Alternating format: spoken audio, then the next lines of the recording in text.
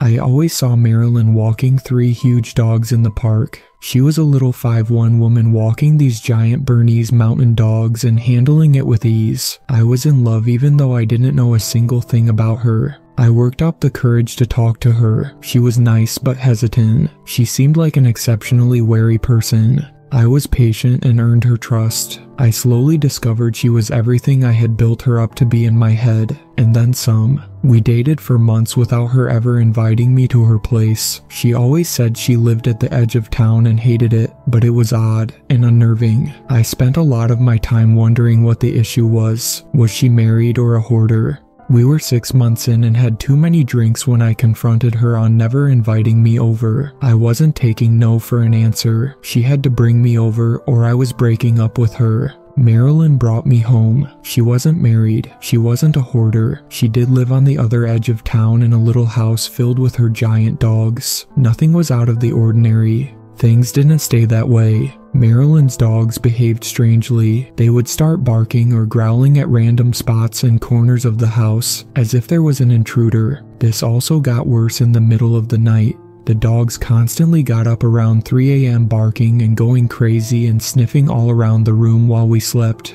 I think I knew what scent they were picking up on. It was a male scent. Musty cigarettes, sweat, and the sting of men's deodorant trying to cover it all up. It was so strong I was getting ready to confront Marilyn on it. Did she have a man who was staying there when I wasn't there? The power of the smell was undeniable, as was a strong presence of someone else in the house. I asked Marilyn about it. She was very matter of fact. She was haunted by a male spirit. It always lingered. She didn't think it was dangerous, but it was scary, and it wasn't the house, it was her. It had been with her for a couple years now, in different locations. She asked if it was a deal breaker. No, I was all in. I loved her. I could deal with ghosts. I could deal with feeling like I was always being watched. I could deal with never feeling alone. I wasn't prepared to deal with what the actual reality was, though. We spent time at Marilyn's place. Those supernatural oddities always lingered. She explained she got the 3 giant dogs to protect her from whatever it was. Everything had become kind of second nature to me until one day when we walked into the house and Marilyn peeped right back out the living room blinds.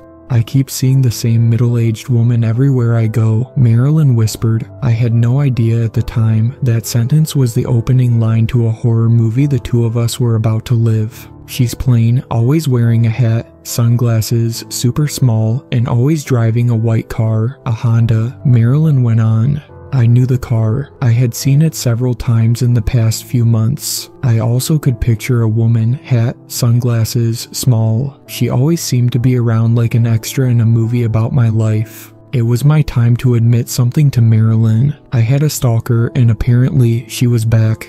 I dated a girl named Savannah for nearly a year, in my early 20s. She came off as just sweet at first, obsessed with me in the right way, then it became the wrong way. I'll spare too much detail, but I at one point found out that she was secretly recording almost everything we did in her apartment, and she collected random things of mine. Loose hairs, keeping socks and underwear, even nail clippings. She also seemed to be developing an inability to be away from me for any period of time. She was showing up at my office every day, making me go to long lunches. A couple times I was just running errands and I thought she was following me in her car. It was too much. We had only been together for a few months. I broke it off. Savannah didn't take it well. She kept calling and texting me nonstop. Kept showing up at my office, my house. She wouldn't take no for an answer. I eventually threatened a restraining order and pressing charges. She was in medical school and wanted to become a doctor. She knew that kind of thing could really affect her career. She finally relented.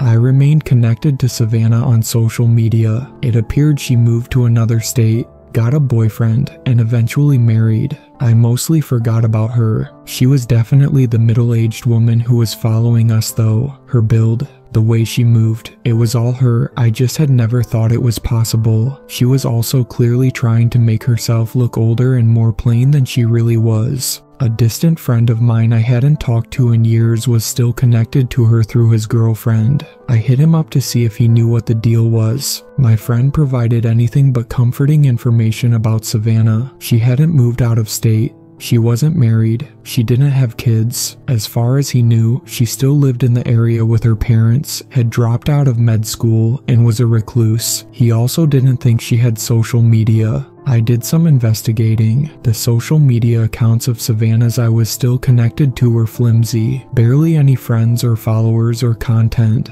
I did some research of people I knew she was actually related to, and it looked like the man in her life was actually her sister's husband, and the kids, her niece and nephew. She may have been maintaining them just to throw me off. It also started to click with me. I had seen that white car a lot even before I was with Marilyn. I had also seen a plain, middle-aged woman with long black hair that I now thought looked like a wig, always wearing a ton of clothes, even in the summer. I just never thought to think anything of it. I was sure Savannah had probably been stalking me all along. It probably never stopped. She was probably just turning up the heat since she saw me get serious with Marilyn, feeling her grip slip away. I was going to follow through with the restraining order this time and pursue pushing Savannah away for the full extent of the law. Only problem was, I had to prove it was her and she was doing it. Restraining orders are a lot harder to set up than you might think. I was always on the lookout for Savannah with my hand in my pocket, ready to whip out my phone to take a photo or video, but it was like she knew. I never saw her or her white car again.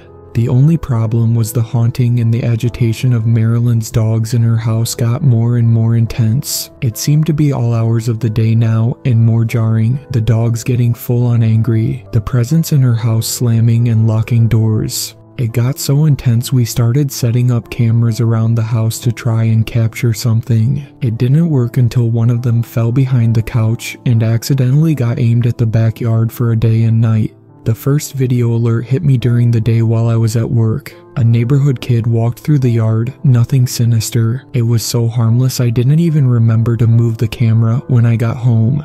The next time I woke up to a ring notification in the middle of the night. I checked the camera and saw the neighborhood kid again, in the backyard again, but this time moving towards the back door. I was no longer just writing this off as an innocent neighborhood, teenage boys will be boys moment. I shot out of bed, ran out of the bedroom and took to the living room flanked by all three dogs. I was startled by what waited for me inside the living room, not outside. A tall young man faced the doorway, the image of his broad back, cloaked in a t-shirt flashing before my eyes for a second before he was gone. The dogs weren't bothered by the flash of a presence of the man. They ran right for the door and kept erupting with barking. I checked the Ring app. I saw the kid walking out the backyard and disappearing into the darkness. I breathed a sigh of relief and tried to calm the dogs. Then I heard Marilyn scream from the bedroom. I rushed to the bedroom and found Marilyn standing next to the bed and looking over at the window in horror. It was the middle of summer and we were fighting the heat, sleeping with the windows open. I could visibly see the screen had been cut and the blinds in front of the window were swaying on a windless night. Someone tried to grab me, Marilyn whispered to me, staring at the darkness of the window. A thought came over me at that moment, just before I started to comfort Marilyn. I wasn't so sure it was a neighborhood boy who terrorized us that night. The size, the movements on the Ring camera, it all added up to Savannah, but dressed as a teenage boy. I took the footage to the police and tried to get that restraining order on Savannah. They said it couldn't be proved it was her in the videos. It was a failure, but it didn't matter because it all stopped. The appearances of Savannah and the haunting. Marilyn and I and the dogs were finally able to rest easy. We settled into life at her house. We made it a year with everything going perfectly. We fell full into love. I proposed. She said yes. I moved into her place. We slept with her giant dogs every night, safe and happy. Then the haunting started to pick up again. It was intense. We would be lying in bed and hear someone walking out in the hallway, or we would be in the bathroom and suddenly see a man standing behind us in the mirror. I had to learn to live with it though. I loved her and it just was what it was. I hoped it would get better. Something else unfortunate started to happen after the haunting got bad for a while though. Savannah was back. It took a while to see it because she was changing vehicles so much and changing her looks. She had gained a ton of weight and wore shoes which made her look taller. We went back to the process of trying to capture her in photos and videos, but again, she seemed to know when we were onto her and disappeared. There was another calm for a few weeks. It didn't feel the way the one did before though. It felt more like the eye of a storm. It came at night again, the haunting. Marilyn and I were asleep in the middle of the night. All of the lights and electronics in our bedroom flashed on. We woke right up.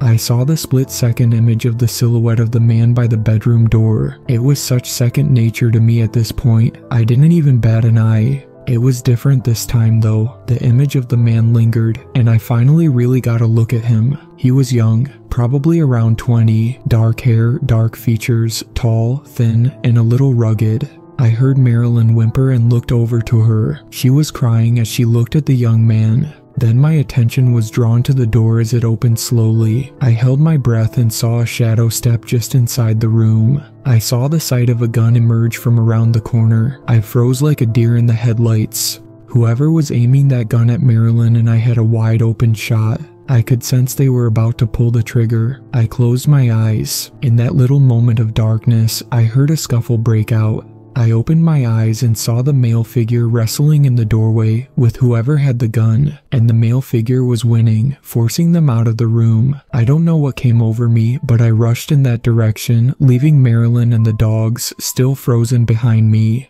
I was out in the hallway and watching the person with the gun get chased out of the house. I followed them into the living room where I saw a window broken out.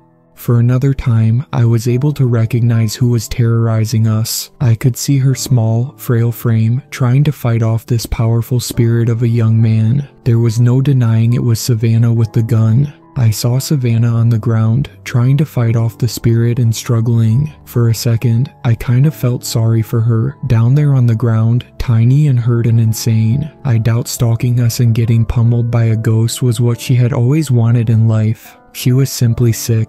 Those thoughts were running through my head when I watched Savannah slip away from the spirit and rush out the window. I had a feeling I was never going to actually see her again this time.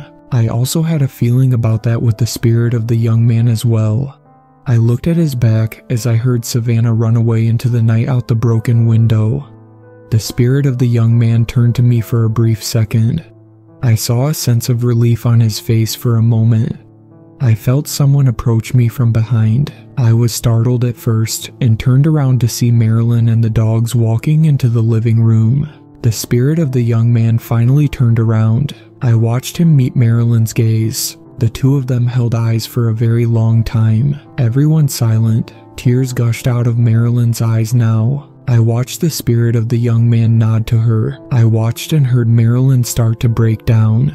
I looked over again and the spirit of the young man was gone. Then I went to comfort Marilyn. I had connected some dots before Marilyn even started mapping them out to me. The spirit which had been hovering around us and haunting us was of her older brother, Casey. Casey died in a snowboarding accident years before, shattering Marilyn's young life. Her brother had been her hero and protector, and he was gone suddenly when she was in her vulnerable teenage years.